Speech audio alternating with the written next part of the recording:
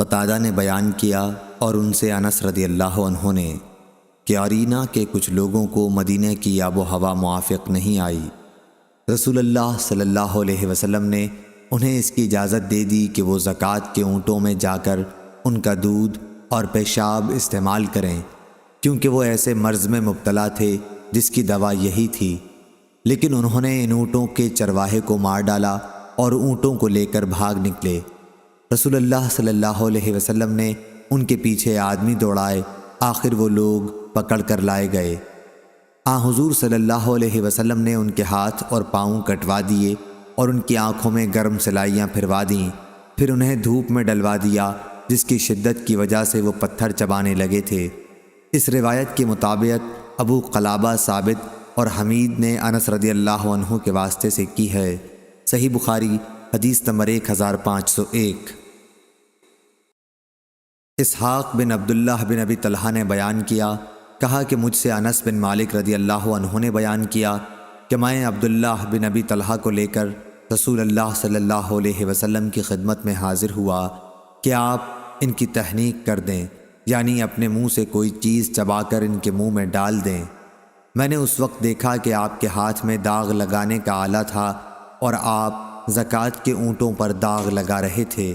صحیح بخاری حدیث نمبر 1502۔ اسماعیل بن جعفر نے بیان کیا، ان سے عمر بن نافع نے، ان سے ان کے باپ نے اور ان سے حضرت عبداللہ بن عمر رضی اللہ عنہ نے بیان کیا کہ رسول اللہ صلی اللہ علیہ وسلم نے فطر کی زکوٰۃ صدقہ فطر 1 صاع کھجور 1 صاع جو فرض قرار دی تھی، غلام، آزاد مرد، عورت، چھوٹے اور بڑے تمام مسلمانوں پر آپ کا حکم یہ تھا کہ نماز عید کے لیے جانے سے پہلے یہ صدقہ ادا کر دیا جائے۔ صحیح بخاری حدیث نمبر 1503۔ امام مالک نے خبر دی انہیں نافع نے اور انہیں حضرت عبداللہ بن عمر رضی اللہ عنہ نے کہ رسول اللہ صلی اللہ علیہ وسلم نے فطر کی زکوٰۃ آزاد یا غلام، مرد یا عورت تمام مسلمانوں پر 1 صاع کھجور یا جو فرض کی تھی۔ صحیح بخاری حدیث نمبر 1504۔ عیاض بن عبداللہ نے بیان کیا اور ان سے ابو سعید خدری رضی اللہ عنہ نے بیان کیا کہ ہم 1 صاع جو کا صدقہ دیا کرتے تھے۔ صحیح بخاری حدیث نمبر 1505۔ عیاض بن عبداللہ بن سعد بن ابی سرح عامری نے بیان کیا کہ انہوں نے حضرت ابو سعید خدری رضی اللہ عنہ سے سنا، آپ فرماتے تھے کہ ہم فطرہ کی زکوٰۃ 1 صاع اناج یا گیہوں یا 1 صاع جو یا 1 صاع کھجور یا 1 صاع پنیر یا 1 صاع زبیب، خشک انگور یا انجیر نکالا کرتے تھے۔ صحیح بخاری حدیث نمبر 1506۔ احمد بن یونس نے بیان کیا، انہوں نے کہا کہ ہم سے لیث بن نافع کے واسطے سے بیان کیا، ان سے عبداللہ بن عمر رضی اللہ عنہ نے کہ رسول اللہ صلی اللہ علیہ وسلم نے 1 صاع کھجور یا 1 صاع جو کی زکوٰۃ فطر دینے کا حکم فرمایا تھا۔ عبداللہ بن عمر رضی اللہ عنہ نے بیان کیا کہ پھر لوگوں نے اسی کے برابر 2 مد آدھا صاع گیہوں کر لیا تھا۔ صحیح بخاری حدیث نمبر 1507۔ عیاض بن عبداللہ بن سعد بن ابی سرح نے بیان کیا اور ان سے ابو سعید خدری رضی اللہ عنہ نے بیان کیا کہ نبی کریم صلی اللہ علیہ وسلم کے زمانے میں صدقہ فطر 1 صاع گیہوں یا 1 صاع کھجور یا 1 صاع جو یا 1 صاع زبیب، خشک انگور یا خشک انجیر نکالتے تھے۔ پھر جب معاویہ رضی اللہ عنہ مدینے میں آئے اور گیہوں کی آمدنی ہوئی تو کہنے لگے، میں سمجھتا ہوں اس کا 1 مد دوسرے اناج کے 2 مد کے برابر ہے۔ صحیح بخاری حدیث نمبر 1508۔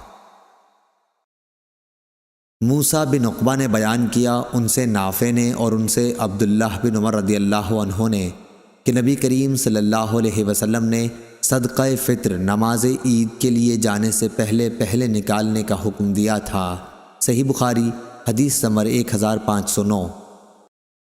زید بن اسلم نے بیان کیا، ان سے عیاض بن عبداللہ بن سعد نے، ان سے ابو سعید خدری رضی اللہ عنہ نے بیان کیا کہ ہم نبی کریم صلی اللہ علیہ وسلم کے زمانے میں عید الفطر کے دن کھانے کے غلے سے ایک صاع نکالتے تھے۔ ابو سعید خدری رضی اللہ تعالی عنہ نے بیان کیا کہ ہمارا کھانا ان دنوں جو، زبیب، پنیر اور کھجور تھا۔ صحیح بخاری حدیث نمبر 1510۔ نافع نے بیان کیا اور ان سے حضرت عبداللہ بن عمر رضی اللہ عنہ نے کہ نبی کریم صلی اللہ علیہ وسلم نے صدقہ فطر یا یہ کہا کہ صدقہ رمضان مرد، عورت، آزاد اور غلام سب پر ایک صاع کھجور یا ایک صاع جو فرض قرار دیا تھا۔ پھر لوگوں نے آدھا صاع گیہوں کو اس کے برابر قرار دے لیا، لیکن ابن عمر رضی اللہ عنہ کھجور دیا کرتے تھے۔ ایک مرتبہ مدینے میں کھجور کا قحط پڑا تو آپ نے جو صدقے میں نکالا۔ ابن عمر رضی اللہ عنہ چھوٹے بڑے سب کی طرف سے، یہاں تک کہ میرے بیٹوں کی طرف سے بھی صدقہ فطر نکالتے تھے۔ ابن عمر رضی اللہ عنہ صدقہ فطر ہر فقیر کو جو اسے قبول کرتا دے دیا کرتے تھے، اور لوگ صدقہ فطر 1 یا 2 دن پہلے ہی دے دیا کرتے تھے۔ امام بخاری رحمہ اللہ نے کہا، میرے بیٹوں سے نافع کے بیٹے مراد ہیں۔ امام بخاری نے کہا کہ وہ عید سے پہلے جو صدقہ دے دیتے تھے تو اکٹھا ہونے کے لیے نہ فقیروں کے لیے، پھر وہ جمع کر کے فقراء میں تقسیم کر دیا جاتا۔ صحیح بخاری حدیث نمبر 1511۔ نافع نے بیان کیا کہ حضرت عبداللہ بن عمر رضی اللہ عنہ نے فرمایا کہ رسول اللہ صلی اللہ علیہ وسلم نے 1 صاع جو یا 1 صاع کھجور کا صدقہ فطر چھوٹے بڑے، آزاد اور غلام سب پر فرض قرار دیا۔ صحیح بخاری حدیث نمبر 1512۔ امام مالک نے خبر دی، انہیں ابن شہاب نے، انہیں سلیمان بن یسار نے، اور ان سے عبداللہ بن عباس رضی اللہ عنہ نے بیان کیا کہ فضل بن عباس حجۃ الوداع میں رسول اللہ صلی اللہ علیہ وسلم کے ساتھ سواری کے پیچھے بیٹھے ہوئے تھے کہ قبیلہ خشم کی ایک خوبصورت عورت آئی۔ فضل اس کو دیکھنے لگے، وہ بھی انہیں دیکھ رہی تھی۔ رسول اللہ صلی اللہ علیہ وسلم فضل کا چہرہ بار بار دوسری طرف موڑ دینا چاہتے تھے۔ اس عورت نے کہا کہ یا رسول اللہ، اللہ کا فریضہ حج میرے والد کے لیے ادا کرنا ضروری ہو گیا ہے، لیکن وہ بہت بوڑھے ہیں، اونٹنی پر بیٹھ نہیں سکتے، کیا میں ان کی طرف سے حج بدل کر سکتی ہوں؟ حضور صلی اللہ علیہ وسلم نے فرمایا کہ ہاں، یہ حجۃ الوداع کا واقعہ تھا۔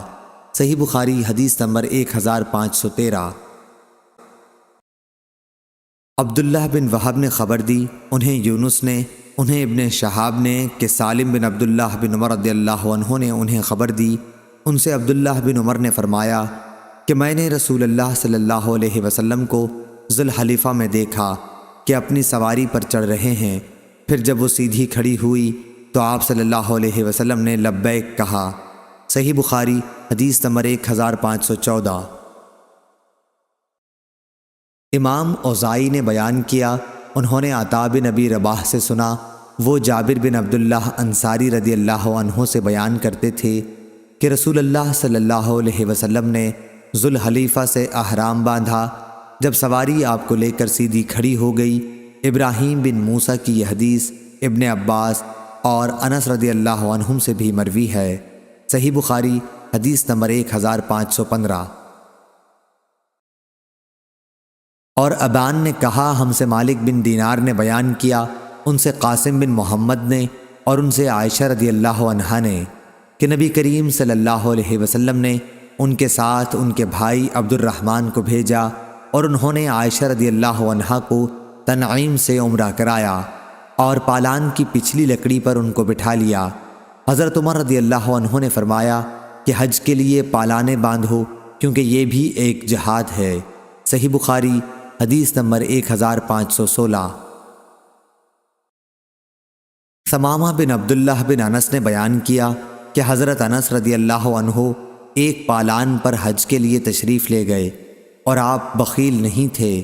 آپ نے بیان کیا کہ نبی کریم صلی اللہ علیہ وسلم بھی پالان پر حج کے لیے تشریف لے گئے تھے، اسی پر آپ کا اسباب بھی لدا ہوا تھا۔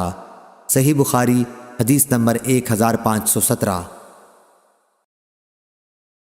قاسم بن محمد نے بیان کیا اور ان سے عائشہ رضی اللہ عنہا نے کہ انہوں نے کہا، یا رسول اللہ، آپ لوگوں نے تو عمرہ کر لیا لیکن میں نہ کر سکی، اس لیے حضور صلی اللہ علیہ وسلم نے فرمایا عبد الرحمن اپنی بہن کو لے جا اور انہیں تنعیم سے عمرہ کرا لا۔ چنانچہ انہوں نے عائشہ رضی اللہ عنہا کو اپنے اونٹ کے پیچھے بٹھایا اور عائشہ رضی اللہ عنہا نے عمرہ ادا کیا۔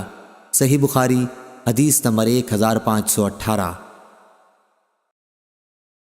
سعید بن مسیب نے بیان کیا اور ان سے ابو ہریرہ رضی اللہ عنہ نے کہ نبی کریم صلی اللہ علیہ وسلم سے کسی نے پوچھا کہ کون سا کام بہتر ہے؟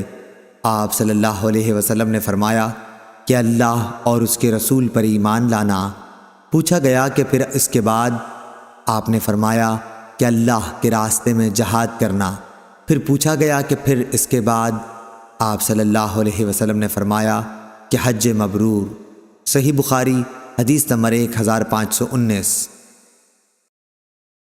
حبیب بن ابی عمرہ نے خبر دی، انہیں عائشہ بنت طلحہ نے اور انہیں ام المومنین حضرت عائشہ صدیقہ رضی اللہ عنہا نے کہا کہ انہوں نے پوچھا یا رسول اللہ صلی اللہ علیہ وسلم، ہم دیکھتے ہیں کہ جہاد سب نیک کاموں سے بڑھ کر ہے، پھر ہم بھی کیوں نہ جہاد کریں؟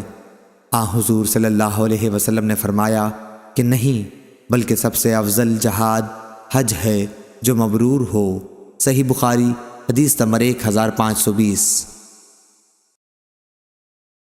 سیار ابو الحکم نے بیان کیا، کہا کہ میں نے ابو حزم سے سنا، انہوں نے بیان کیا میں نے ابو ہریرہ رضی اللہ عنہ سے سنا اور انہوں نے نبی کریم صلی اللہ علیہ وسلم سے سنا۔ آپ نے فرمایا جس شخص نے اللہ کے لیے اس شان کے ساتھ حج کیا کہ نہ کوئی فحش بات ہوئی اور نہ کوئی گناہ، تو وہ اس دن کی طرح واپس ہوگا جیسے اس کی ماں نے اسے جنا تھا۔ صحیح بخاری حدیث نمبر 1521۔ زید بن جبیر نے بیان کیا کہ وہ عبداللہ بن عمر رضی اللہ عنہ کی قیام گاہ پر حاضر ہوئے، وہاں قنات کے ساتھ شامیانہ لگا ہوا تھا۔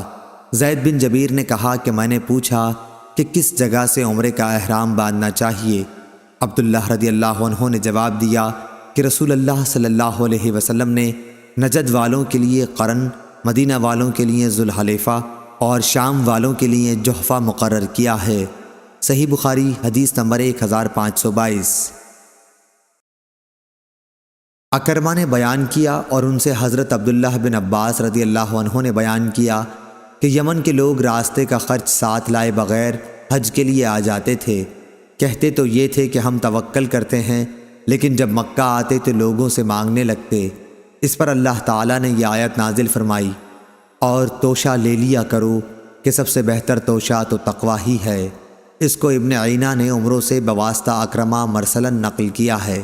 صحیح بخاری حدیث نمبر 1523۔ موسیٰ بن اسماعیل نے بیان کیا، کہا کہ ہم سے وہیب نے بیان کیا، کہا کہ ہم سے عبداللہ بن طاؤس نے بیان کیا، ان سے ان کے باپ نے اور ان سے ابن عباس رضی اللہ عنہ نے کہ نبی کریم صلی اللہ علیہ وسلم نے مدینہ والوں کے احرام کے لیے ذوالحلیفہ، شام والوں کے لیے جحفہ، نجد والوں کے لیے قرن، منازل، یمن والوں کے لیے یلملم متعین کیا۔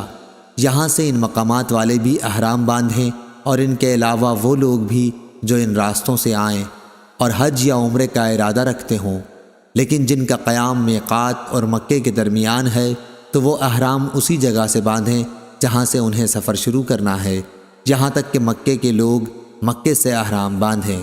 صحیح بخاری حدیث نمبر 1524۔ امام مالک نے خبر دی، انہیں نافع نے اور انہیں عبداللہ بن عمر رضی اللہ عنہ نے کہ رسول اللہ صلی اللہ علیہ وسلم نے فرمایا مدینہ کے لوگ ذوالحلیفہ سے احرام باندھیں، شام کے لوگ جحفہ سے اور نجد کے لوگ قرن منازل سے۔ عبداللہ نے کہا کہ مجھے معلوم ہوا ہے کہ نبی کریم صلی اللہ علیہ وسلم نے فرمایا اور یمن کے لوگ یلملم سے احرام باندھیں۔ صحیح بخاری حدیث نمبر 1525۔ طاؤس نے بیان کیا اور ان سے حضرت عبداللہ بن عباس رضی اللہ عنہ نے بیان کیا کہ رسول اللہ صلی اللہ علیہ وسلم نے مدینہ والوں کے لیے ذوالحلیفہ کو میقات مقرر کیا، شام والوں کے لیے جحفہ، نجد والوں کے لیے قرن منازل اور یمن والوں کے لیے یلملم۔ یہ میقات ان ملک والوں کے لیے ہیں اور ان لوگوں کے لیے بھی جو ان ملکوں سے گزر کر حرم میں داخل ہوں اور حج یا عمرے کا ارادہ رکھتے ہوں، لیکن جو لوگ میقات کے اندر رہتے ہوں ان کے لیے احرام باندھنے کی جگہ ان کے گھر ہیں، یہاں تک کہ مکے کے لوگ احرام مکے ہی سے باندھیں۔ صحیح بخاری حدیث نمبر 1526۔ سفیان بن عینہ نے بیان کیا، کہا کہ ہم نے ظاہری سے یہ حدیث یاد رکھی، ان سے سالم نے کہا اور ان سے ان کے والد نے بیان کیا تھا کہ رسول اللہ صلی اللہ علیہ وسلم نے میقات متعین کر دیے تھے۔ صحیح بخاری حدیث نمبر 1527۔ دوسری سند، اور امام بخاری نے کہا کہ مجھ سے احمد نے بیان کیا، کہا کہ ہم سے عبداللہ بن وہب نے بیان کیا، کہا کہ مجھے یونس نے خبر دی، انہیں ابن شہاب نے، انہیں سالم بن عبداللہ نے، اور ان سے ان کے والد نے بیان کیا کہ میں نے رسول کریم صلی اللہ علیہ وسلم سے سنا، آپ نے فرمایا تھا کہ مدینہ والوں کے لیے احرام باندھنے کی جگہ ذوالحلیفہ اور شام والوں کے لیے مہیعہ یعنی جحفہ اور نجد والوں کے لیے قرن منازل۔ عبداللہ بن عمر رضی اللہ عنہ نے کہا کہ لوگ کہتے تھے کہ نبی کریم صلی اللہ علیہ وسلم نے فرمایا کہ یمن والے احرام یلملم سے باندھیں، لیکن میں نے اسے آپ سے نہیں سنا۔ صحیح بخاری حدیث نمبر 1528۔ حماد بن زید نے بیان کیا، انہوں نے کہا کہ ہم سے عمرو بن دینار نے، ان سے طاؤس نے اور ان سے ابن عباس رضی اللہ عنہ نے کہ نبی کریم صلی اللہ علیہ وسلم نے مدینہ والوں کے لیے ذوالحلیفہ میقات ٹھہرایا اور شام والوں کے لیے جحفہ، یمن والوں کے لیے یلملم اور نجد والوں کے لیے قرن منازل۔ یہ ان ملکوں کے لوگوں کے لیے ہیں اور دوسرے ان تمام لوگوں کے لیے بھی جو ان ملکوں سے گزریں اور حج اور عمرے کا ارادہ رکھتے ہوں، لیکن جو لوگ میقات کے اندر رہتے ہوں تو وہ اپنے شہروں سے احرام باندھیں تاکہ مکے کے لوگ مکے ہی سے احرام باندھیں۔ صحیح بخاری حدیث نمبر 1529۔ عبداللہ بن طاؤس نے بیان کیا، ان سے ان کے باپ نے اور ان سے ابن عباس رضی اللہ عنہ نے کہ نبی کریم صلی اللہ علیہ وسلم نے مدینہ والوں کے لیے ذوالحلیفہ مقرر کیا، شام والوں کے لیے جحفہ، نجد والوں کے لیے قرن منازل اور یمن والوں کے لیے یلملم۔ یہ ان ملکوں کے باشندوں کے لیے میقات ہیں اور تمام ان دوسرے مسلمانوں کے لیے بھی جو ان ملکوں سے گزر کر آئیں اور حج اور عمرے کا ارادہ رکھتے ہوں، لیکن جو لوگ میقات کے اندر رہتے ہیں تو وہ احرام وہیں سے باندھیں جہاں سے سفر شروع کریں تاکہ مکے کے لوگ احرام مکے ہی سے باندھیں۔ صحیح بخاری حدیث نمبر 1530۔ عبید اللہ عمری نے نافع سے بیان کیا اور ان سے عبداللہ بن عمر رضی اللہ عنہ نے کہ جب یہ دو شہر بصرہ اور کوفہ فتح ہوئے تو لوگ حضرت عمر رضی اللہ عنہ کے پاس آئے اور کہا کہ یا امیر المومنین، رسول اللہ صلی اللہ علیہ وسلم نے نجد کے لوگوں کے لیے احرام باندھنے کی جگہ قرن منازل قرار دی ہے اور ہمارا راستہ ادھر سے نہیں ہے، اگر ہم قرن کی طرف جائیں تو ہمارے لیے بڑی دشواری ہوگی۔ اس پر حضرت عمر رضی اللہ عنہ نے فرمایا کہ پھر تم اپنے راستے میں اس کے برابر کوئی چیز تجویز کر لو، چنانچہ ان کے لیے ذات عرق کی تعین کر دی۔ صحیح بخاری حدیث نمبر 1531۔ امام مالک نے خبر دی، انہیں نافع نے، انہیں عبداللہ بن عمر رضی اللہ عنہ نے کہ رسول اللہ صلی اللہ علیہ وسلم نے مقام ذوالحلیفہ کے پتھریلے میدان میں سواری روکی اور پھر وہیں آپ صلی اللہ علیہ وسلم نے نماز پڑھی۔ عبداللہ بن عمر رضی اللہ عنہ بھی ایسا ہی کیا کرتے تھے۔ صحیح بخاری حدیث نمبر 1532۔ عبید اللہ عمری نے بیان کیا، ان سے نافع نے بیان کیا، ان سے عبداللہ بن عمر رضی اللہ عنہ نے بیان کیا کہ رسول اللہ صلی اللہ علیہ وسلم شجرہ کے راستے سے گزرتے ہوئے معرس کے راستے سے مدینے آتے۔ نبی اکرم صلی اللہ علیہ وسلم جب مکہ جاتے تو شجرہ کی مسجد میں نماز پڑھتے، لیکن واپسی میں ذوالحلیفہ کے نشیب میں نماز پڑھتے۔ آپ رات وہیں گزارتے تاکہ صبح ہو جاتی۔ صحیح بخاری حدیث نمبر 1533۔ امام اوزائی نے بیان کیا، کہا کہ ہم سے یحییٰ بن ابی کثیر نے بیان کیا، ان سے اکرمہ نے بیان کیا، انہوں نے حضرت عبداللہ بن عباس رضی اللہ عنہ سے سنا، وہ بیان کرتے تھے کہ میں نے عمر رضی اللہ عنہ سے سنا، ان کا بیان تھا کہ میں نے رسول اللہ صلی اللہ علیہ وسلم سے وادی عقیق میں سنا۔ آپ نے فرمایا تھا کہ رات میرے پاس میرے رب کا ایک فرشتہ آیا اور کہا کہ اس مبارک وادی میں نماز پڑھ اور اعلان کر کہ عمرہ حج میں شریک ہو گیا۔ صحیح بخاری حدیث نمبر 1534۔ سالم بن عبداللہ بن عمر نے بیان کیا اور ان سے ان کے والد نے نبی کریم صلی اللہ علیہ وسلم کے حوالے سے کہ مارس کے قریب ذوالحلیفہ کے بطن وادی عقیق میں آپ صلی اللہ علیہ وسلم کو خواب دکھایا گیا، جس میں آپ سے کہا گیا تھا کہ آپ اس وقت بطحہ مبارکہ میں ہیں۔ موسیٰ بن عقبہ نے کہا کہ سالم نے ہم کو بھی وہاں ٹھہرایا۔ وہ اس مقام کو ڈھونڈ رہے تھے جہاں عبداللہ اونٹ بٹھایا کرتے تھے، یعنی جہاں حضرت صلی اللہ علیہ وسلم رات کو اترا کرتے تھے۔ وہ مقام اس مسجد کے نیچے کی طرف ہے جو نالے کے نشیب میں ہے۔ اترنے والوں اور راستے کے بیچوں بیچ وادی عقیق مدینے سے 4 میل بقیع کی جانب ہے۔ صحیح بخاری حدیث نمبر 1535۔ عطا بن ابی رباح نے خبر دی، انہیں صفوان بن یعلی نے کہا کہ ان کے باپ یعلی بن امیہ نے حضرت عمر رضی اللہ عنہ سے کہا کہ کبھی آپ مجھے نبی کریم صلی اللہ علیہ وسلم کو اس حال میں دکھائیے جب آپ پر وحی نازل ہو رہی ہو۔ انہوں نے بیان کیا کہ ایک بار رسول اللہ صلی اللہ علیہ وسلم جعرانہ میں اپنے اصحاب کی ایک جماعت کے ساتھ ٹھہرے ہوئے تھے کہ ایک شخص نے آ کر پوچھا، یا رسول اللہ صلی اللہ علیہ وسلم، اس شخص کے متعلق آپ کا کیا حکم ہے جس نے عمرے کا احرام اس طرح باندھا کہ اس کے کپڑے خوشبو میں بسے ہوئے ہوں؟ نبی کریم صلی اللہ علیہ وسلم اس پر تھوڑی دیر کے لیے چپ ہو گئے۔ پھر آپ پر وحی نازل ہوئی تو حضرت عمر رضی اللہ عنہ نے یعلی رضی اللہ عنہ کو اشارہ کیا۔ یعلی آئے تو رسول اللہ صلی اللہ علیہ وسلم پر ایک کپڑا تھا جس کے اندر آپ تشریف رکھتے تھے۔ انہوں نے کپڑے کے اندر اپنا سر کیا تو کیا دیکھتے ہیں کہ روح مبارک سرخ ہے اور آپ خراٹے لے رہے ہیں۔ پھر یہ حالت ختم ہوئی تو آپ نے فرمایا کہ وہ شخص کہاں ہے جس نے عمرے کے متعلق پوچھا تھا؟ شخص مذکور حاضر کیا گیا تو آپ نے فرمایا کہ جو خوشبو لگا رکھی ہے اسے 3 مرتبہ دھو لے اور اپنا جبہ اتار دے۔ عمرے میں بھی اسی طرح کر جس طرح حج میں کرتے ہو۔ میں نے عطا سے پوچھا کہ کیا حضور صلی اللہ علیہ وسلم کے 3 مرتبہ دھونے کے حکم سے پوری طرح صفائی مراد تھی؟ انہوں نے کہا کہ ہاں۔ صحیح بخاری حدیث نمبر 1536۔ سعید بن جبیر نے بیان کیا کہ ابن عمر رضی اللہ عنہ سادہ تیل استعمال کرتے تھے احرام کے باوجود۔ میں نے اس کا ذکر ابراہیم نخعی سے کیا تو انہوں نے فرمایا کہ تم ابن عمر رضی اللہ عنہ کی بات نقل کرتے ہو۔ صحیح بخاری حدیث نمبر 1537۔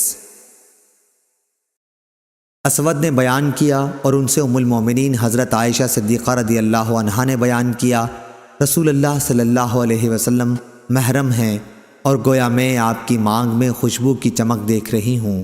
صحیح بخاری حدیث نمبر 1538۔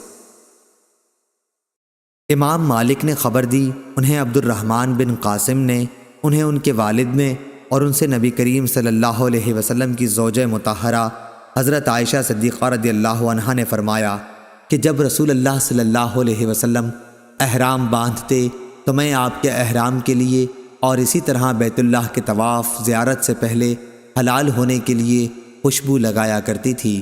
صحیح بخاری حدیث نمبر 1539۔ عبداللہ بن وہب نے خبر دی، انہیں یونس نے، انہیں ابن شہاب نے، انہیں سالم نے اور ان سے ان کے والد نے فرمایا ہے کہ میں نے رسول اللہ صلی اللہ علیہ وسلم سے تلبید کی حالت میں لبیک کہتے سنا۔ صحیح بخاری حدیث نمبر 1540۔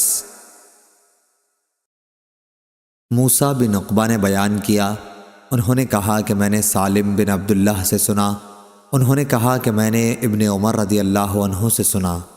دوسری سند امام بخاری نے کہا اور ہم سے عبداللہ بن مسلمہ قامبی نے بیان کیا، ان سے امام مالک نے، ان سے موسیٰ بن عقبہ نے، ان سے سالم بن عبداللہ نے، انہوں نے اپنے باپ سے سنا، وہ کہہ رہے تھے کہ رسول اللہ صلی اللہ علیہ وسلم نے مسجد ذوالحلیفہ کے قریب ہی پہنچ کر احرام باندھا تھا۔ صحیح بخاری حدیث نمبر 1541۔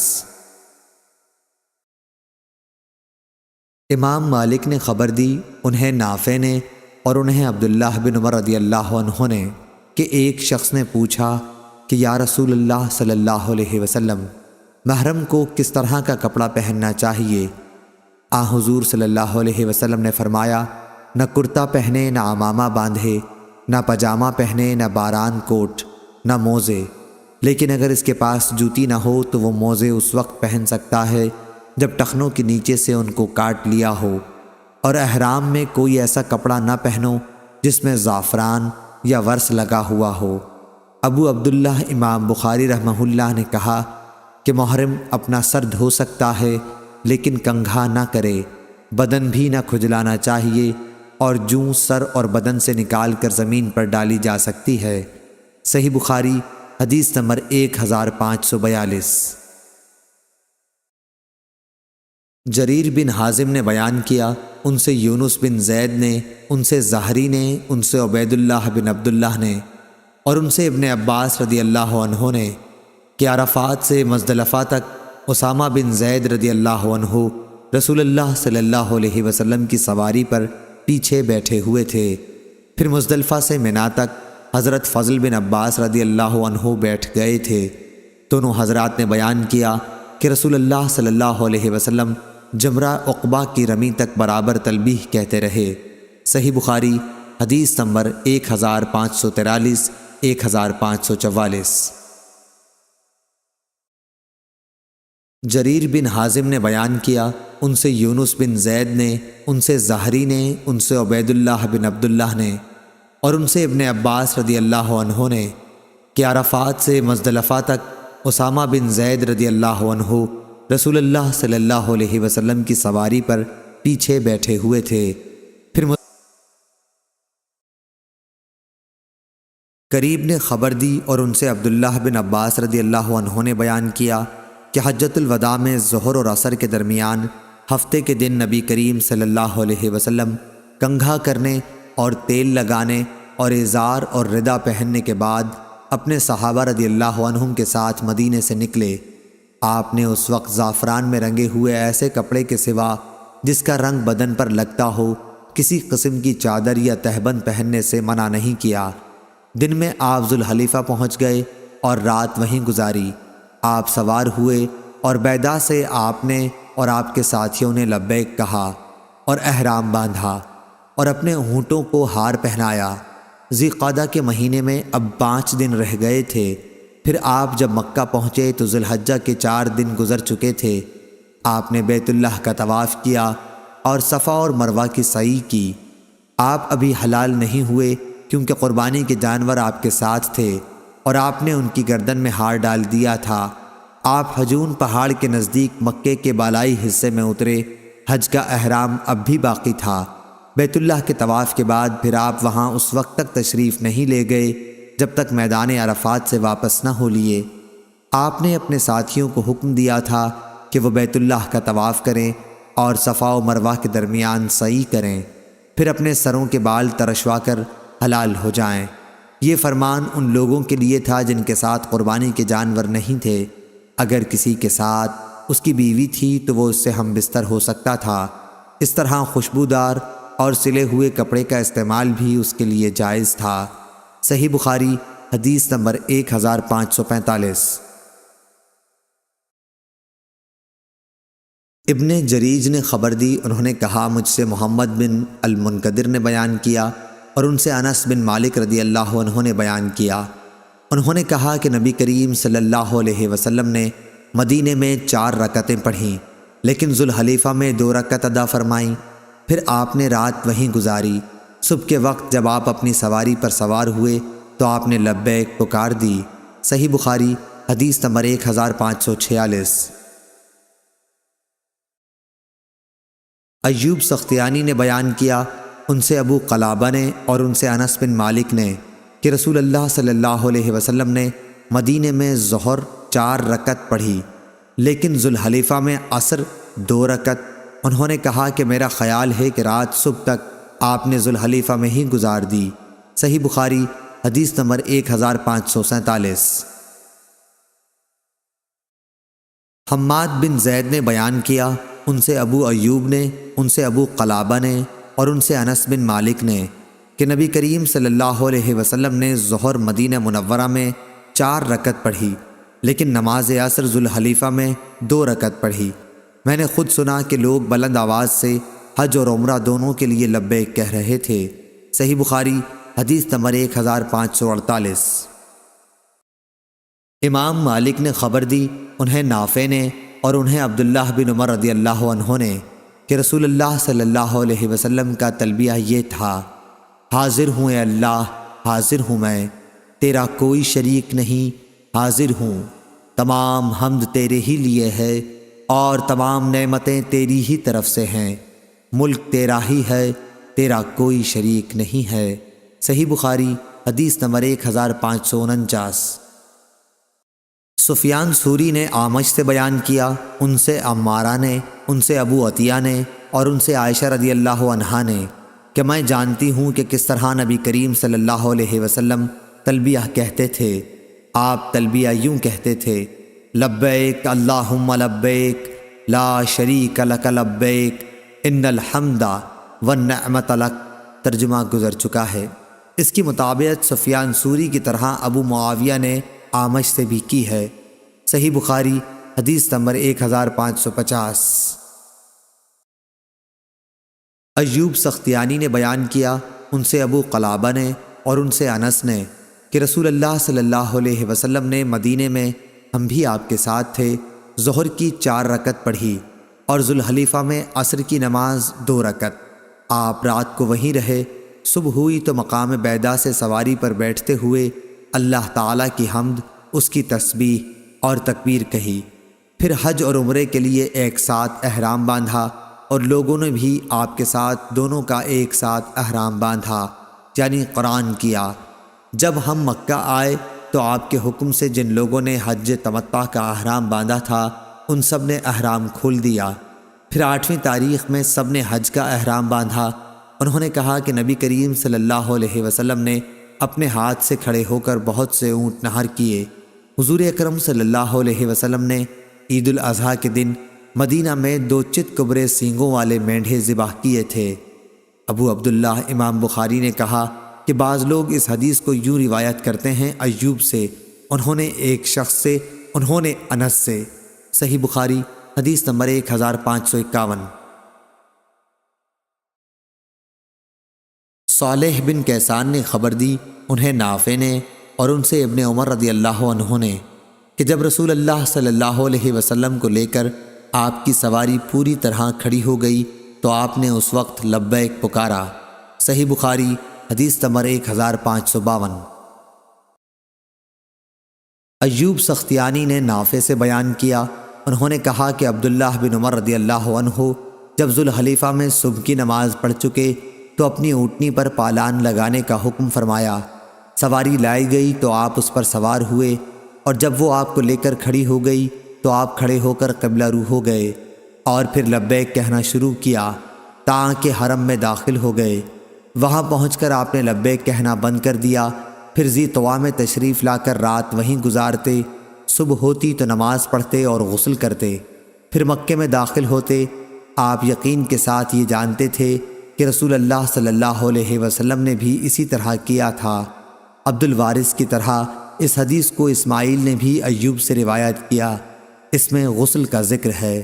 صحیح بخاری حدیث نمبر 1553۔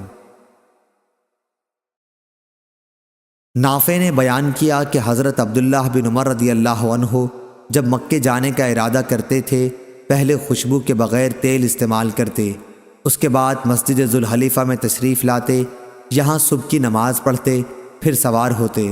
جب اونٹنی آپ کو لے کر پوری طرح کھڑی ہو جاتی تو احرام باندھتے، پھر فرماتے کہ میں نے رسول اللہ صلی اللہ علیہ وسلم کو اسی طرح کرتے دیکھا تھا۔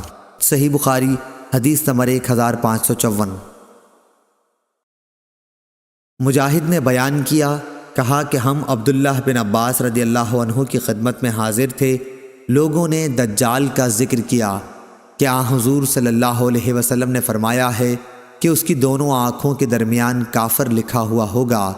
تو ابن عباس رضی اللہ عنہ نے فرمایا کہ میں نے تو یہ نہیں سنا، ہاں آپ نے یہ فرمایا تھا کہ گویا میں موسیٰ علیہ السلام کو دیکھ رہا ہوں کہ جب آپ نالے میں اترے تو لبیک کہہ رہے ہیں۔ صحیح بخاری حدیث نمبر 1555۔ امام مالک نے ابن شہاب سے خبر دی، انہیں عروہ بن زبیر نے، ان سے نبی کریم کی زوجہ مطہرہ حضرت عائشہ رضی اللہ عنہا نے بیان کیا کہ ہم حجۃ الوداع میں نبی کریم صلی اللہ علیہ وسلم کے ساتھ روانہ ہوئے۔ پہلے ہم نے عمرے کا احرام باندھا، لیکن نبی کریم صلی اللہ علیہ وسلم نے فرمایا کہ جس کے ساتھ قربانی ہو تو اسے عمرے کے ساتھ حج کا بھی احرام باندھ لینا چاہیے۔ ایسا شخص درمیان میں حلال نہیں ہو سکتا، بلکہ حج اور عمرہ دونوں سے ایک ساتھ حلال ہوگا۔ میں بھی مکہ آئی تھی، اس وقت میں حائضہ ہو گئی، اس لیے نہ بیت اللہ کا طواف کر سکی اور نہ صفا اور مروہ کی سعی۔ میں نے اس کے متعلق نبی کریم صلی اللہ علیہ وسلم سے شکوہ کیا تو آپ نے فرمایا کہ اپنا سر کھول ڈال، کنگھا کر اور عمرہ چھوڑ کر حج کا احرام باندھ لے۔ چنانچہ میں نے ایسا ہی کیا۔ پھر جب ہم حج سے فارغ ہو گئے تو رسول اللہ صلی اللہ علیہ وسلم نے مجھے میرے بھائی عبد الرحمن بن ابی بکر کے ساتھ تنعیم بھیجا۔ میں نے وہاں سے عمرے کا احرام باندھا اور عمرہ ادا کیا۔ حضور صلی اللہ علیہ وسلم نے فرمایا کہ یہ تمہارے اس عمرے کے بدلے میں ہے جسے تم نے چھوڑ دیا تھا۔ حضرت عائشہ رضی اللہ عنہا نے بیان کیا کہ لوگوں نے حجۃ الوداع میں صرف عمرے کا احرام باندھا تھا، وہ بیت اللہ کا طواف، صفا اور مروہ کی سعی کر کے حلال ہو گئے۔ پھر منا سے واپس ہونے پر دوسرا طواف یعنی طواف الزیارہ کیا، لیکن جن لوگوں نے حج اور عمرے کا ایک ساتھ احرام باندھا تھا انہوں نے صرف ایک ہی طواف کیا یعنی طواف الزیارہ کیا۔ صحیح بخاری حدیث نمبر 1556۔ عطا بن ابی رباح نے بیان کیا کہ جابر رضی اللہ عنہ نے فرمایا، نبی کریم صلی اللہ علیہ وسلم نے علی رضی اللہ عنہ کو حکم دیا تھا کہ وہ اپنے احرام پر قائم رہیں۔ انہوں نے سراقہ کا قول بھی ذکر کیا تھا۔ صحیح بخاری حدیث نمبر 1557۔ سلیم بن حیان نے بیان کیا، انہوں نے کہا کہ میں نے مروان اصفر سے سنا اور ان سے انس بن مالک نے بیان کیا تھا کہ حضرت علی رضی اللہ عنہ یمن سے نبی کریم صلی اللہ علیہ وسلم کی خدمت میں حاضر ہوئے تو آپ نے پوچھا کہ کس طرح کا احرام باندھا ہے؟ انہوں نے کہا کہ جس طرح کا حضور صلی اللہ علیہ وسلم نے باندھا ہو۔ اس پر آپ صلی اللہ علیہ وسلم نے فرمایا کہ اگر میرے ساتھ قربانی نہ ہوتی تو میں حلال ہو جاتا۔ اور محمد بن ابی بکر نے ابن جریج سے یوں روایت کیا کہ نبی کریم صلی اللہ علیہ وسلم نے دریافت فرمایا، علی تم نے کس چیز کا احرام باندھا ہے؟ انہوں نے عرض کی، نبی کریم صلی اللہ علیہ وسلم نے جس کا احرام باندھا ہو اسی کا میں نے بھی باندھا ہے۔ حضور صلی اللہ علیہ وسلم نے فرمایا کہ پھر قربانی کر اور اپنی اسی حالت پر احرام جاری رکھ۔ صحیح بخاری حدیث نمبر 1558۔ سفیان ثوری نے بیان کیا، ان سے قیس بن مسلم نے، ان سے طارق بن شہاب نے اور ان سے ابو موسیٰ اشعری رضی اللہ عنہ نے کہ مجھے نبی کریم صلی اللہ علیہ وسلم نے میری قوم کے پاس یمن بھیجا تھا۔ جب حجۃ الوداع کے موقع پر میں آیا تو آپ سے بطحا میں ملاقات ہوئی۔ آپ نے دریافت فرمایا کہ کس کا احرام باندھا ہے؟ میں نے عرض کی کہ حضور صلی اللہ علیہ وسلم نے جس کا باندھا ہو۔ آپ نے پوچھا کیا تمہارے ساتھ قربانی ہے؟ میں نے عرض کی کہ نہیں، اس لیے آپ نے مجھے حکم دیا کہ میں بیت اللہ کا طواف اور صفا اور مروہ کی سعی کروں۔ اس کے بعد آپ نے احرام کھول دینے کے لیے فرمایا۔ چنانچہ میں اپنی قوم کی ایک خاتون کے پاس آیا، انہوں نے میرے سر کا کنگھا کیا یا میرا سر دھویا۔ پھر حضرت عمر رضی اللہ عنہ کا زمانہ آیا تو آپ نے فرمایا کہ اگر ہم اللہ کی کتاب پر عمل کریں تو وہ یہ حکم دیتی ہے کہ حج اور عمرہ پورا کرو۔ اللہ تعالیٰ فرماتا ہے اور حج اور عمرہ پورا کرو اللہ کی رضا کے لیے۔ اور اگر ہم حضور صلی اللہ علیہ وسلم کی سنت کو لیں تو حضور صلی اللہ علیہ وسلم نے اس وقت تک احرام نہیں کھولا جب تک آپ نے قربانی سے فراغت نہیں حاصل فرمائی۔ صحیح بخاری حدیث نمبر 1559۔ افلح بن حمید نے بیان کیا، کہا کہ میں نے قاسم بن محمد سے سنا، ان سے عائشہ رضی اللہ عنہا نے بیان کیا کہ ہم رسول اللہ صلی اللہ علیہ وسلم کے ساتھ حج کے مہینوں میں، حج کی راتوں میں اور حج کے دنوں میں نکلے، پھر صرف میں جا کر اترے۔ آپ نے بیان کیا کہ پھر نبی کریم صلی اللہ علیہ وسلم نے صحابہ رضی اللہ عنہم کو خطاب فرمایا، جس کے ساتھ ہدی نہ ہو اور وہ چاہتا ہو کہ اپنے احرام کو صرف عمرے کا بنا لے تو اسے ایسا کر لینا چاہیے، لیکن جس کے ساتھ قربانی ہے وہ ایسا نہ کرے۔ حضرت عائشہ رضی اللہ عنہا نے بیان فرمایا کہ آن حضور صلی اللہ علیہ وسلم کے بعض اصحاب نے اس فرمان پر عمل کیا اور بعض نے نہیں کیا۔ انہوں نے بیان کیا کہ رسول اللہ صلی اللہ علیہ وسلم اور آپ کے بعض اصحاب جو استطاعت و حوصلہ والے تھے کہ وہ احرام کے ممنوعات سے بچ سکتے تھے، ان کے ساتھ ہدی بھی تھی، اس لیے وہ تنہا عمرہ نہیں کر سکتے تھے، پس انہوں نے احرام نہیں کھولا۔ عائشہ رضی اللہ عنہا نے بیان کیا کہ رسول اللہ صلی اللہ علیہ وسلم میرے پاس تشریف لائے تو میں رو رہی تھی۔ آپ نے پوچھا، اے بھولی بھالی عورت، تو رو کیوں رہی ہے؟ میں نے عرض کی کہ میں نے آپ کے اپنے صحابہ رضی اللہ عنہم سے ارشاد کو سن لیا، اب تو میں عمرہ نہ کر سکوں گی۔ آپ نے پوچھا، کیا بات ہے؟ میں نے کہا، میں نماز پڑھنے کے قابل نہ رہی، یعنی حائضہ ہو گئی۔ آپ نے فرمایا، کوئی حرج نہیں، آخر تم بھی تو آدم کی بیٹیوں کی طرح ایک عورت ہو، اور اللہ نے تمہارے لیے بھی وہ مقدر کیا ہے جو تمام عورتوں کے لیے کیا ہے، اس لیے عمرہ چھوڑ کر حج کرتی رہ، اللہ تعالیٰ تمہیں جلد ہی عمرے کی توفیق دے دے گا۔ عائشہ رضی اللہ عنہا نے بیان کیا کہ ہم حج کے لیے نکلے، جب ہم عرفات سے منی پہنچے تو میں پاک ہو گئی، پھر منی سے جب میں نکلی تو بیت اللہ کا طواف الزیارہ کیا۔ آپ نے بیان کیا کہ آخر میں آن حضور صلی اللہ علیہ وسلم کے ساتھ جب واپس ہونے لگی تو آپ وادی محصب میں آن کر اترے، ہم بھی آپ کے ساتھ ٹھہرے۔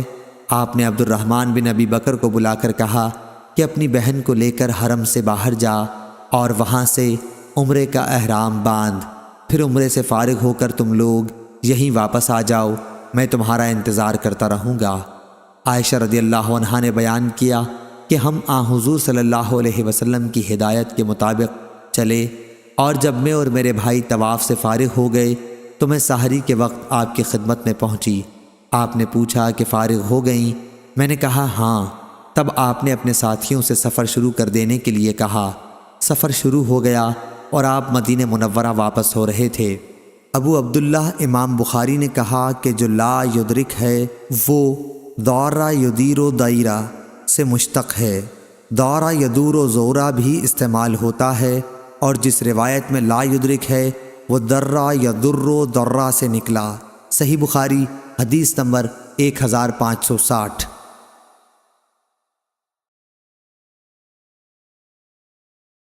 جریر نے بیان کیا، ان سے منصور نے، ان سے ابراہیم نخعی نے، ان سے اسود نے اور ان سے عائشہ رضی اللہ عنہا نے کہ ہم حج کے لیے رسول اللہ صلی اللہ علیہ وسلم کے ساتھ نکلے، ہماری نیت حج کے سوا اور کچھ نہ تھی۔ جب ہم مکہ پہنچے تو اور لوگوں نے بیت اللہ کا طواف کیا۔ حضور صلی اللہ علیہ وسلم کا حکم تھا کہ جو قربانی اپنے ساتھ نہ لایا ہو وہ حلال ہو جائے، چنانچہ جن کے پاس ہدی نہ تھی وہ حلال ہو گئے۔ افعال عمرہ کے بعد حضور صلی اللہ علیہ وسلم کی ازواج مطہرات ہدی نہیں لے گئی تھیں، اس لیے انہوں نے بھی احرام کھول ڈالے۔ عائشہ رضی اللہ عنہا نے کہا کہ میں حائضہ ہو گئی تھی، اس لیے میں بیت اللہ کا طواف نہ کر سکی، یعنی عمرہ چھوٹ گیا اور حج کرتی چلی گئی۔ جب محصب کی رات آئی، میں نے کہا یا رسول اللہ، اور لوگ تو حج اور عمرہ دونوں کر کے واپس ہو رہے ہیں، لیکن میں صرف حج کر سکتی ہوں۔ اس پر آپ نے فرمایا، کیا جب ہم مکہ آئے تھے تو تم طواف نہ کر سکی تھیں؟ میں نے کہا کہ نہیں۔ آپ نے فرمایا کہ اپنے بھائی کے ساتھ تنعیم تک چلی جا اور وہاں سے عمرے کا احرام باندھ، پھر عمرہ ادا کر، ہم لوگ تمہارا فلاں جگہ انتظار کریں گے۔ اور صفیہ رضی اللہ عنہا نے کہا کہ معلوم ہوتا ہے میں بھی آپ لوگوں کو رکنے کا سبب بن جاؤں گی۔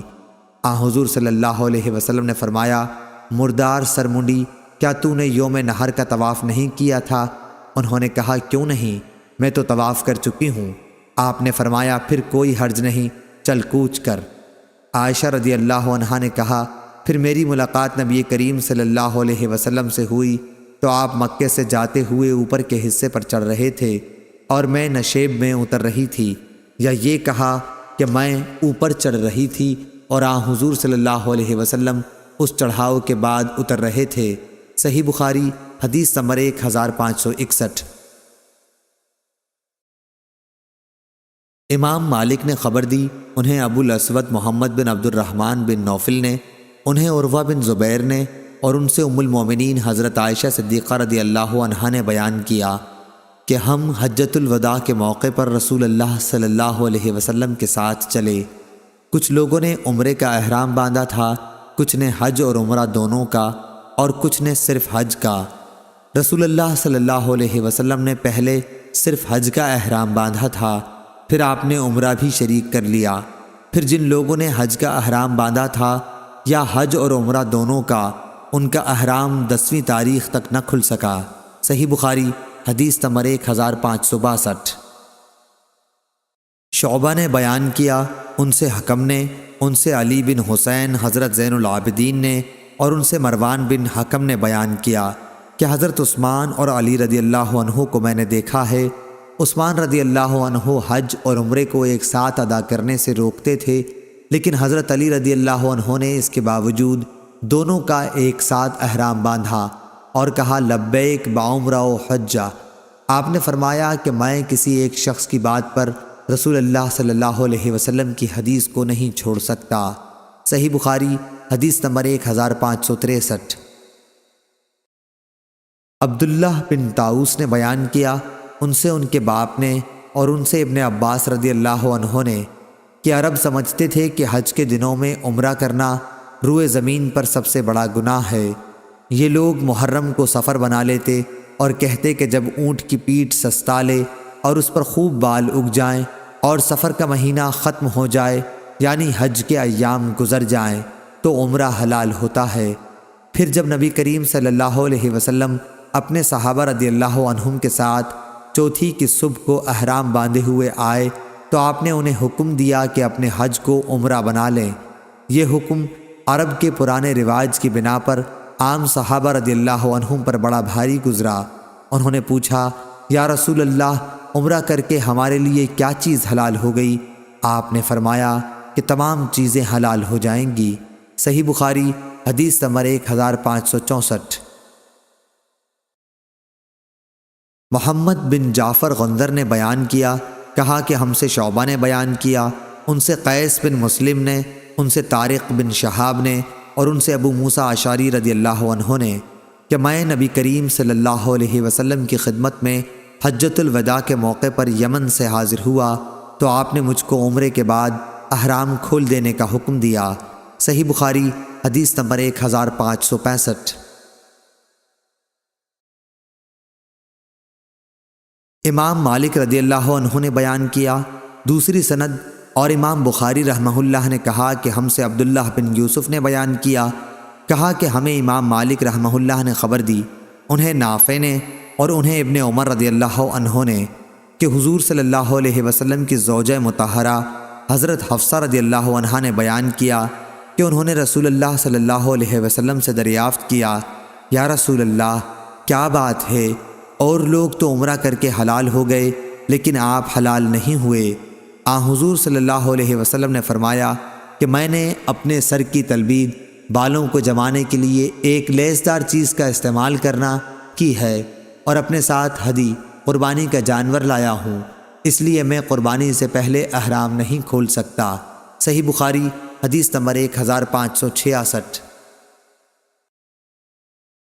ابو جمرہ نصر بن عمران الزبعی نے بیان کیا، انہوں نے کہا کہ میں نے حج اور عمرے کا ایک ساتھ احرام باندھا تو کچھ لوگوں نے مجھے منع کیا، اس لیے میں نے ابن عباس رضی اللہ عنہ سے اس کے متعلق دریافت کیا۔ آپ نے تمتع کرنے کے لیے کہا۔ پھر میں نے ایک شخص کو دیکھا کہ مجھ سے کہہ رہا ہے، حج بھی مبرور ہوا اور عمرہ بھی قبول ہوا۔ میں نے یہ خواب ابن عباس رضی اللہ عنہ کو سنایا تو آپ نے فرمایا کہ یہ نبی کریم صلی اللہ علیہ وسلم کی سنت ہے۔ پھر آپ نے فرمایا کہ میرے یہاں قیام کر، میں اپنے پاس سے تمہارے لیے کچھ مقرر کر کے دیا کروں گا۔ شعبہ نے بیان کیا کہ میں نے ابو جمرہ سے پوچھا کہ ابن عباس رضی اللہ عنہ نے یہ کیوں کیا تھا؟ یعنی مال کس بات پر دینے کے لیے کہا؟ انہوں نے بیان کیا کہ اس خواب کی وجہ سے جو میں نے دیکھا تھا۔ صحیح بخاری حدیث نمبر 1567۔ ابو شہاب نے کہا کہ میں تمتع کی نیت سے عمرے کا احرام باندھ کے یوم ترویہ سے 3 دن پہلے مکہ پہنچا۔ اس پر مکہ کے کچھ لوگوں نے کہا اب تمہارا حج مکی ہوگا۔ میں عطا بن ابی رباح کی خدمت میں حاضر ہوا یہی پوچھنے کے لیے۔ انہوں نے فرمایا کہ مجھ سے جابر بن عبداللہ رضی اللہ عنہ نے بیان کیا کہ انہوں نے رسول اللہ صلی اللہ علیہ وسلم کے ساتھ وہ حج کیا تھا جس میں آپ صلی اللہ علیہ وسلم اپنے ساتھ قربانی کے اونٹ لائے تھے، یعنی حجۃ الوداع۔ صحابہ رضی اللہ عنہم نے صرف مفرد حج کا احرام باندھا، لیکن حضور صلی اللہ علیہ وسلم نے ان سے فرمایا کہ عمرے کا احرام باندھ لو اور بیت اللہ کے طواف اور صفا و مروہ کی سعی کے بعد اپنے احرام کھول ڈالو اور بال ترشوا لو۔ یوم ترویہ تک برابر اسی طرح حلال رہو، پھر یوم ترویہ میں مکے سے حج کا احرام باندھو، اور اس طرح اپنے حج مفرد کو جس کی تم نے پہلے نیت کی تھی اب اسے تمتع بنا لو۔ صحابہ رضی اللہ عنہم نے عرض کی کہ ہم اسے تمتع کیسے بنا سکتے ہیں؟ ہم تو حج کا احرام باندھ چکے ہیں۔ اس پر حضور صلی اللہ علیہ وسلم نے فرمایا کہ جس طرح میں کہہ رہا ہوں ویسا ہی کرو۔ اگر میرے ساتھ ہدی نہ ہوتی تو خود میں بھی اسی طرح کرتا جس طرح تم سے کہہ رہا ہوں، لیکن میں کیا کروں؟ اب میرے لیے کوئی چیز اس وقت تک حلال نہیں ہو سکتی جب تک میرے قربانی کے جانوروں کی قربانی نہ ہو جائے۔ چنانچہ صحابہ رضی اللہ عنہم نے آپ کے حکم کی تعمیل کی۔ ابو عبداللہ امام بخاری رحمہ اللہ نے کہا ابو شہاب کی اس حدیث کے سوا اور کوئی مرفوع حدیث مروی نہیں ہے۔ صحیح بخاری حدیث نمبر 1568۔ حجاج بن محمد اور نے بیان کیا، ان سے شعبہ نے، ان سے عمرو بن مرہ نے، ان سے سعید بن مسیب نے کہ جب حضرت عثمان اور حضرت علی رضی اللہ عنہ عسفان آئے تو ان میں باہم تمتع کے سلسلے میں اختلاف ہوا، تو حضرت علی رضی اللہ عنہ نے فرمایا کہ جس کو رسول اللہ صلی اللہ علیہ وسلم نے کیا ہے اس سے آپ کیوں روک رہے ہیں؟ اس پر عثمان رضی اللہ عنہ نے فرمایا کہ مجھے اپنے حال پر رہنے دو۔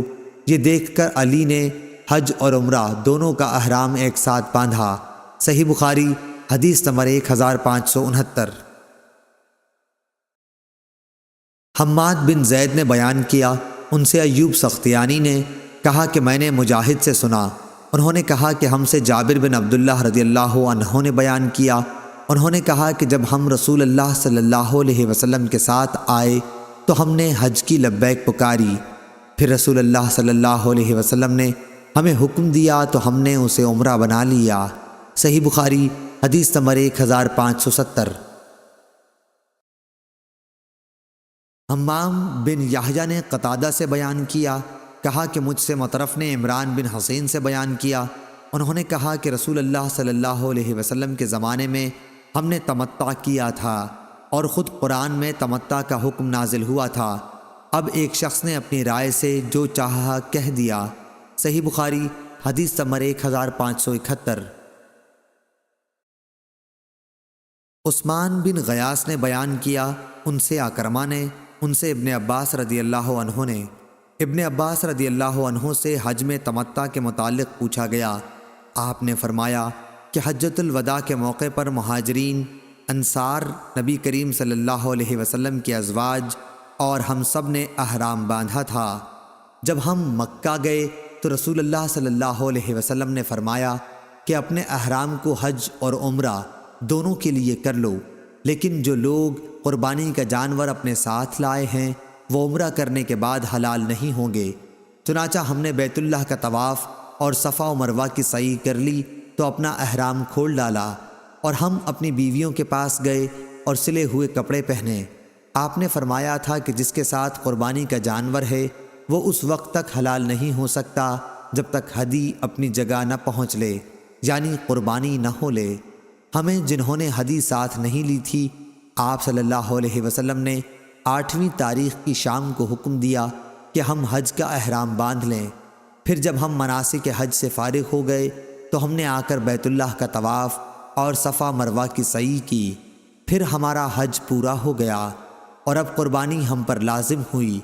جیسا کہ اللہ تعالیٰ کا ارشاد ہے، جسے قربانی کا جانور میسر ہو تو وہ قربانی کرے، اور اگر کسی کو قربانی کی طاقت نہ ہو تو 3 روزے حج میں اور 7 دن گھر واپس ہونے پر رکھے۔ قربانی میں بکری بھی کافی ہے، تو لوگوں نے حج اور عمرہ دونوں عبادتیں ایک ہی سال میں ایک ساتھ ادا کیں، کیونکہ اللہ تعالیٰ نے خود اپنی کتاب میں یہ حکم نازل کیا تھا، اور رسول اللہ صلی اللہ علیہ وسلم نے اس پر خود عمل کر کے تمام لوگوں کے لیے جائز قرار دیا تھا۔ البتہ مکے کے باشندوں کا اس سے استثناء ہے، کیونکہ اللہ تعالیٰ کا فرمان ہے، یہ حکم ان لوگوں کے لیے ہے جن کے گھر والے مسجد الحرام کے پاس رہنے والے نہ ہوں، اور حج کے جن مہینوں کا قرآن میں ذکر ہے وہ شوال، ذی القعدہ اور ذی الحجہ ہیں۔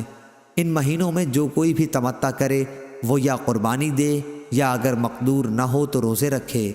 اور رفث کا معانی جمع یا فحش باتیں اور فسوق، گناہ اور جدال، لوگوں سے جھگڑنا۔ صحیح بخاری حدیث نمبر 1572۔ ایوب سختیانی نے خبر دی، انہیں نافع نے، انہوں نے بیان کیا کہ جب عبداللہ بن عمر رضی اللہ عنہ حرم کی سرحد کے قریب پہنچتے تو تلبیہ کہنا بند کر دیتے، رات ذی طوا میں گزارتے، صبح کی نماز وہیں پڑھتے اور غسل کرتے، پھر مکے میں داخل ہوتے۔ آپ بیان کرتے تھے کہ نبی کریم صلی اللہ علیہ وسلم بھی اسی طرح کیا کرتے تھے۔ صحیح بخاری حدیث نمبر 1573۔ عبید اللہ عمری نے بیان کیا، ان سے نافع نے ابن عمر رضی اللہ عنہ سے بیان کیا، آپ رضی اللہ عنہ نے فرمایا کہ نبی کریم صلی اللہ علیہ وسلم نے ذی طوا میں رات گزاری، پھر جب صبح ہوئی تو آپ مکے میں داخل ہوئے۔ ابن عمر رضی اللہ عنہ بھی اسی طرح کرتے تھے۔ صحیح بخاری حدیث نمبر 1574۔ امام مالک رحمہ اللہ نے بیان کیا، ان سے نافع نے اور ان سے ابن عمر رضی اللہ عنہ نے کہ رسول اللہ صلی اللہ علیہ وسلم مکے میں بلند گھاٹی یعنی جنت المعلیٰ کی طرف سے داخل ہوتے اور نکلتے ثنیہ سفلی کی طرف سے یعنی نیچے کی گھاٹی باب شبیکہ کی طرف سے۔ صحیح بخاری حدیث نمبر 1575۔ یحییٰ قطان نے بیان کیا، ان سے عبید اللہ عمری نے، ان سے نافع نے اور ان سے عبداللہ بن عمر رضی اللہ عنہ نے کہ رسول اللہ صلی اللہ علیہ وسلم ثنیہ علیہ یعنی مقام قدا کی طرف سے داخل ہوتے جو بطحہ میں ہے، اور ثنیہ سفلی کی طرف سے نکلتے تھے یعنی نیچے والی گھاٹی کی طرف سے۔ صحیح بخاری حدیث نمبر 1576۔ سفیان بن عینہ نے بیان کیا، ان سے ہشام بن عروہ نے، ان سے ان کے والد نے، ان سے عائشہ رضی اللہ عنہا نے کہ جب رسول اللہ صلی اللہ علیہ وسلم مکہ میں تشریف لائے تو اوپر کی بلند جانب سے شہر کے اندر داخل ہوئے، اور مکے سے واپس جب گئے تو نیچے کی طرف سے نکل گئے۔ صحیح بخاری حدیث نمبر 1577۔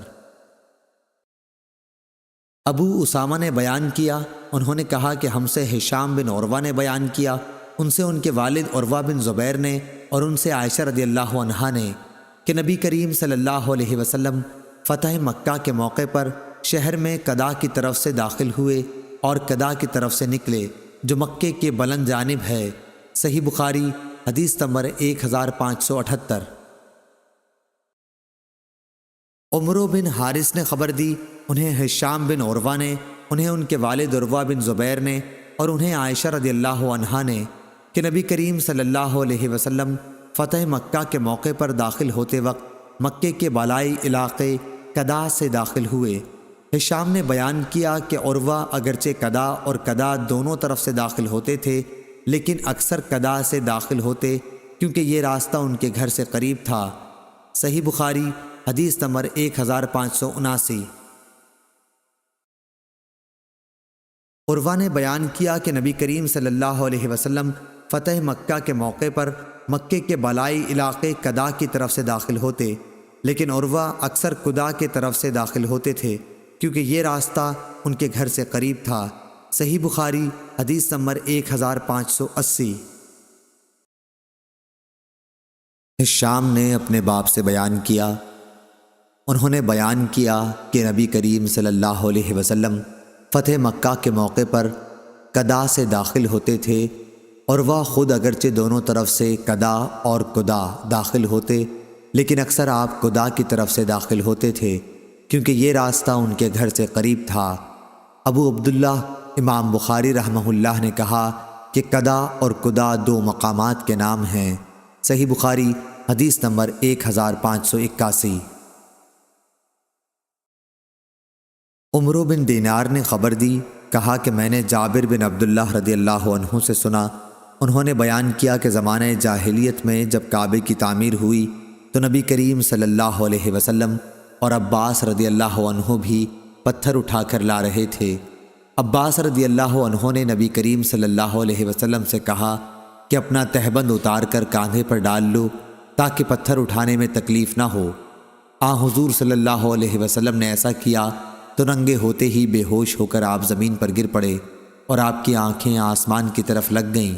آپ کہنے لگے میرا تہبند دے دو، پھر آپ صلی اللہ علیہ وسلم نے اسے مضبوط باندھ لیا۔ صحیح بخاری حدیث نمبر 1582۔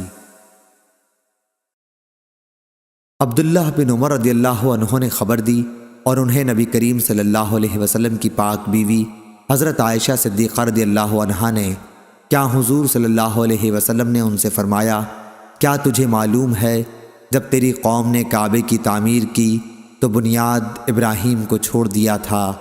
میں نے عرض کیا یا رسول اللہ، پھر آپ بنیاد ابراہیم پر اس کو کیوں نہیں بنا دیتے؟ آپ نے فرمایا اگر تمہاری قوم کا زمانہ کفر سے بالکل نزدیک نہ ہوتا تو میں بے شک ایسا کر دیتا۔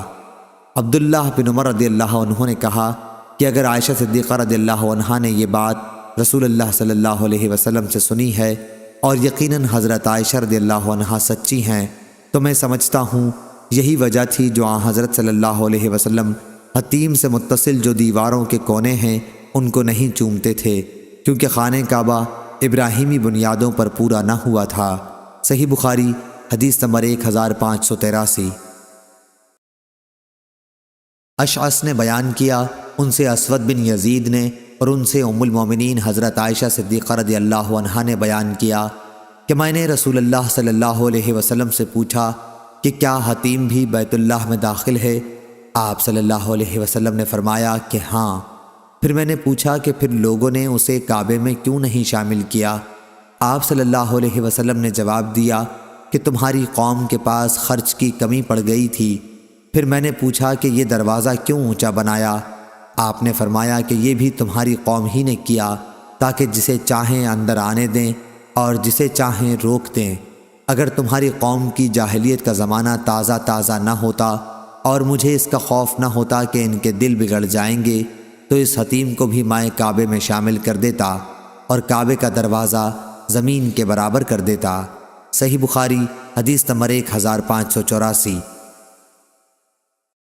ہشام نے بیان کیا، ان سے ان کے والد نے اور ان سے ام المومنین حضرت عائشہ صدیقہ رضی اللہ عنہا نے بیان کیا کہ رسول اللہ صلی اللہ علیہ وسلم نے مجھ سے فرمایا اگر تمہاری قوم کا زمانہ کفر سے ابھی تازہ نہ ہوتا تو میں خانہ کعبہ کو توڑ کر اسے ابراہیم علیہ السلام کی بنیاد پر بناتا، کیونکہ قریش نے اس میں کمی کر دی ہے، اس میں ایک دروازہ اور اس دروازے کے مقابل رکھتا۔ ابو معاویہ نے کہا ہم سے ہشام نے بیان کیا، حدیث میں خلف سے دروازہ مراد ہے۔ صحیح بخاری حدیث نمبر 1585۔ یزید بن رومان نے بیان کیا، ان سے عروہ نے اور ان سے ام المومنین حضرت عائشہ صدیقہ رضی اللہ عنہا نے کہ رسول اللہ صلی اللہ علیہ وسلم نے فرمایا عائشہ اگر تیری قوم کا زمانہ جاہلیت ابھی تازہ نہ ہوتا تو میں بیت اللہ کو گرانے کا حکم دے دیتا تاکہ نئی تعمیر میں اس حصے کو بھی داخل کر دوں جو اس سے باہر رہ گیا ہے، اور اس کی کرسی زمین کے برابر کر دوں اور اس کے 2 دروازے بنا دوں، ایک مشرق اور ایک مغرب میں۔ اس طرح ابراہیم علیہ السلام کی بنا پر اس کی تعمیر ہو جاتی۔ عبداللہ بن زبیر رضی اللہ عنہ کا کعبے کو گرانے سے یہی مقصد تھا۔ یزید نے بیان کیا کہ میں اس وقت موجود تھا جب عبداللہ بن زبیر رضی اللہ عنہ نے اسے گرایا تھا اور اس کی نئی تعمیر کر کے حتیم کو اس کے اندر کر دیا تھا۔ میں نے ابراہیم علیہ السلام کی تعمیر کے پائے بھی دیکھے جو اونٹ کی کوہان کی طرح تھے۔ جریر بن حازم نے کہا کہ میں نے ان سے پوچھا کہ ان کی جگہ کہاں ہے؟ انہوں نے فرمایا کہ میں ابھی دکھاتا ہوں۔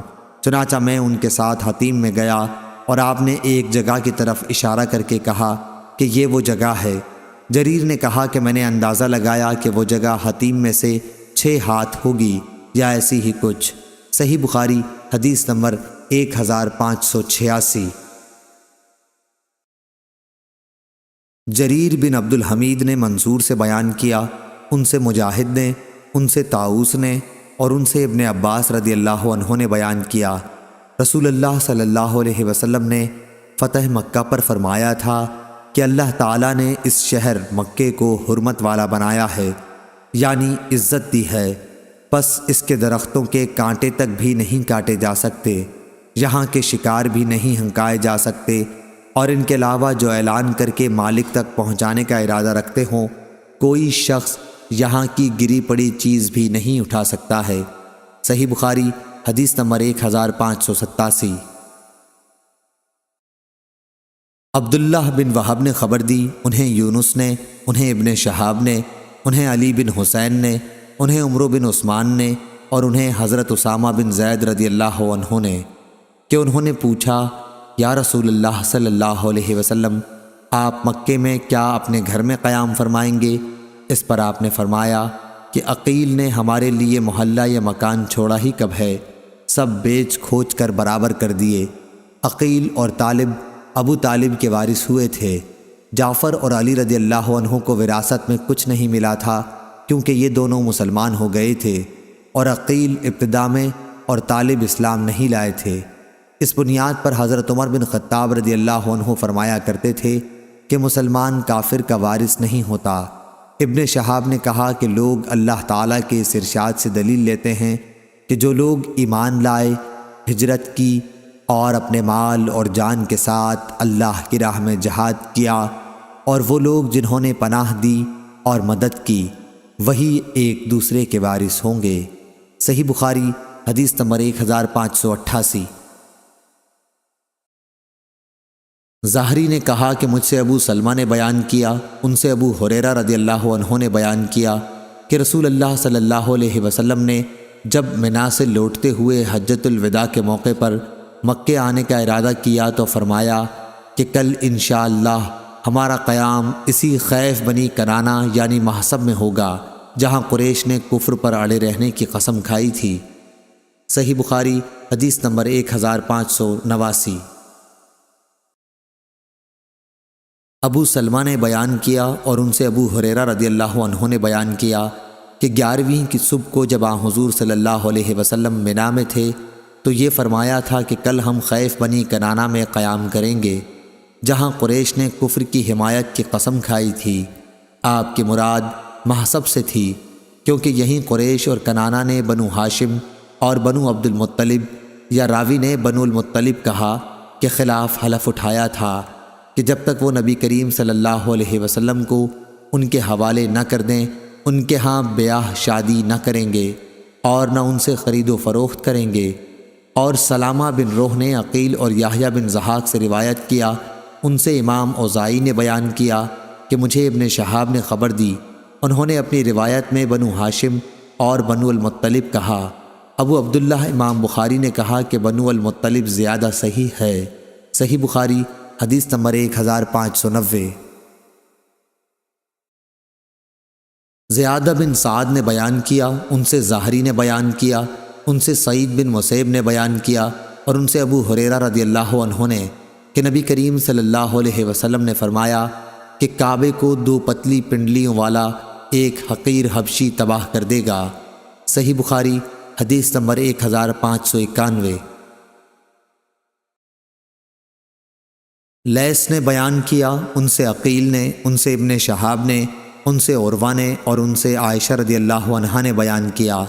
دوسری سند امام بخاری رحمہ اللہ نے کہا اور مجھ سے محمد بن مقاتل نے بیان کیا، انہوں نے کہا کہ مجھے عبداللہ بن مبارک نے خبر دی، انہوں نے کہا کہ ہمیں محمد بن ابی حفصہ نے خبر دی، انہیں ظاہری نے، انہیں عروہ نے اور ان سے ام المومنین حضرت عائشہ صدیقہ رضی اللہ عنہا نے بیان فرمایا کہ رمضان کے روزے فرض ہونے سے پہلے مسلمان عاشورہ کا روزہ رکھتے تھے۔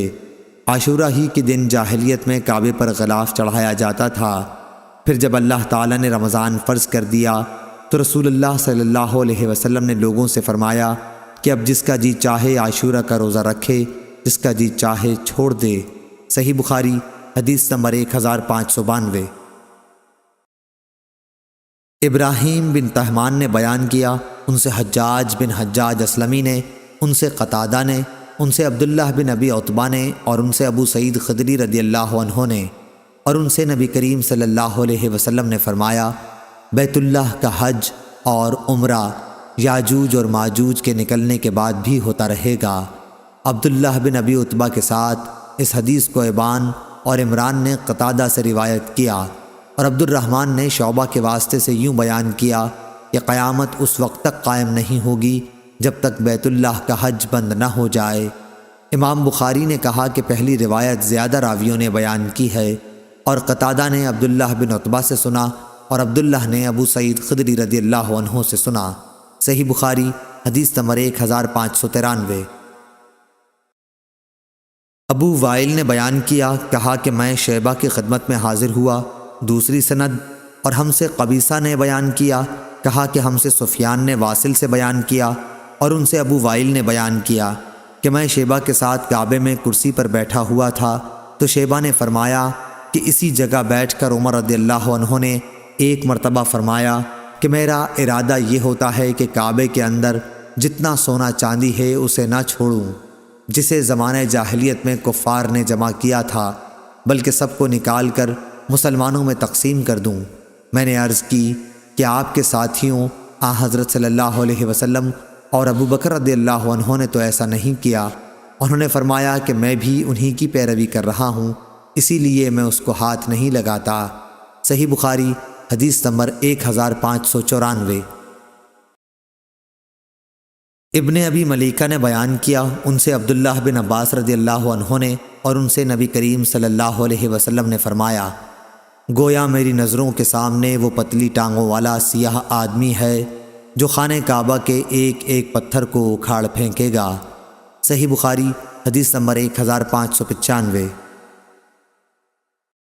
لیث بن سعد نے بیان کیا، ان سے یونس نے، ان سے ابن شہاب نے، ان سے سعید بن مسیب نے کہ ابو ہریرہ رضی اللہ عنہ نے کہا کہ رسول اللہ صلی اللہ علیہ وسلم نے فرمایا کہ کعبے کو 2 پتلی پنڈلیوں والا حبشی خراب کرے گا۔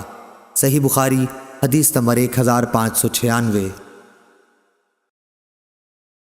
سفیان ثوری نے خبر دی، انہیں اعمش نے، انہیں ابراہیم نے، انہیں عابس نے، انہیں ربیعہ نے کہ حضرت عمر رضی اللہ عنہ حجر اسود کے پاس آئے اور اسے بوسہ دیا اور فرمایا، میں خوب جانتا ہوں کہ تو صرف ایک پتھر ہے، نہ کسی کو نقصان پہنچا سکتا ہے نہ نفع۔ اگر رسول اللہ صلی اللہ علیہ وسلم کو تجھے بوسہ دیتے ہوئے میں نہ دیکھتا تو میں بھی کبھی تجھے بوسہ نہ دیتا۔ صحیح بخاری حدیث نمبر 1597۔ لیث بن سعد نے بیان کیا، ان سے ابن شہاب نے، ان سے سالم نے، اور ان سے ان کے باپ نے بیان کیا کہ رسول اللہ صلی اللہ علیہ وسلم اور اسامہ بن زید اور بلال و عثمان بن ابی طلحہ چاروں خانہ کعبہ کے اندر گئے اور اندر سے دروازہ بند کر لیا۔ پھر جب دروازہ کھولا تو میں پہلا شخص تھا جو اندر گیا۔ میری ملاقات بلال سے ہوئی۔ میں نے پوچھا، کیا نبی کریم صلی اللہ علیہ وسلم نے اندر نماز پڑھی ہے؟ انہوں نے بتلایا کہ ہاں، دونوں یمنی ستونوں کے درمیان آپ نے نماز پڑھی ہے۔ صحیح بخاری حدیث نمبر 1598۔ موسیٰ بن عقبہ نے خبر دی، انہیں نافع نے کہ حضرت عبداللہ بن عمر رضی اللہ عنہ جب کعبے کے اندر داخل ہوتے تو سامنے کی طرف چلتے اور دروازہ پیٹھ کی طرف چھوڑ دیتے۔ آپ اسی طرح چلتے رہتے اور جب سامنے کی دیوار تقریباً 3 ہاتھ رہ جاتی تو نماز پڑھتے تھے۔ اس طرح آپ اس جگہ نماز پڑھنے کا اہتمام کرتے جس کے متعلق بلال رضی اللہ عنہ سے معلوم ہوا تھا کہ رسول اللہ صلی اللہ علیہ وسلم نے وہیں نماز پڑھی تھی، لیکن اس میں کوئی حرج نہیں، کعبے میں جس جگہ بھی کوئی چاہے نماز پڑھ لے۔ صحیح بخاری حدیث نمبر 1599۔ اسماعیل بن ابی خالد نے خبر دی، انہیں عبداللہ بن ابی اوفا نے، کہ رسول اللہ صلی اللہ علیہ وسلم نے عمرہ کیا تو آپ نے کعبے کا طواف کر کے مقام ابراہیم کے پیچھے 2 رکعتیں پڑھیں۔ آپ کے ساتھ کچھ لوگ تھے جو آپ کے اور لوگوں کے درمیان آڑ بنے ہوئے تھے۔ ان میں سے ایک صاحب نے ابن ابی اوفا سے پوچھا، کیا رسول اللہ صلی اللہ علیہ وسلم کعبے کے اندر تشریف لے گئے تھے؟ تو انہوں نے بتایا کہ نہیں۔ صحیح بخاری حدیث نمبر 1600۔